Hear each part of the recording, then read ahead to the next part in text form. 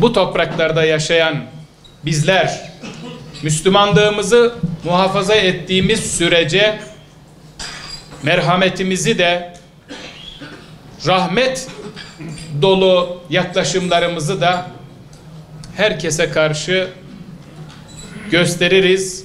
Ancak İslam'dan uzaklaşıldığında insanda ne merhamet kalır, ne acıma duygusu kalır. Bugün yaşamış olduğumuz olaylarda bunun örneklerini görmekteyiz. Kanaat önderlerinin ve ilim adamlarının, ulemanın toplum ve insanlık için önemini bilenlerdeniz, takdir edenlerdeniz. Onun için bu akşam beraberiz. Onun için bu akşam bazı konularımızı istişare etmek amacıyla burada toplanmış bulunmaktayız. Toplumda iyiliğin ve huzurun teminatı kanaat önderleri, sivil toplum kuruluşları, alimler, ilim adamlarıdır. İlim adamları zaten peygamberlerin varisleridir. El ulema verasetül enbiya. Hepiniz silme giriniz. Hepiniz silme dahil olunuz.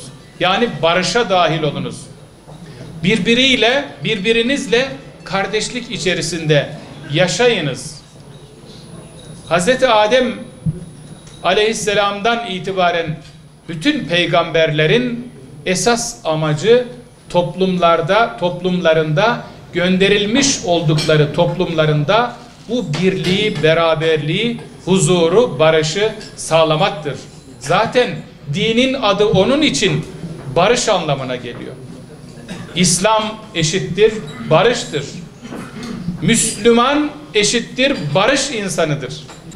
İslam'ın en önemli amacı neydi? Toplumda barışı sağlamak, huzuru sağlamak.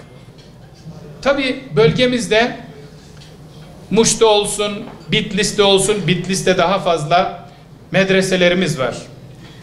Medreseler ve Doğu ilim geleneğinin geçmişten günümüze bölgeye katkıları ve yaptığı hizmetleri saymakla bitiremeyiz. Medreseler işte o gönülleri İslam'la dirilen o insanların bundan 1000 sene önce, 1200 sene önce kurmuş oldukları o medreselerde bilgi, hikmet, ilim, irfan ile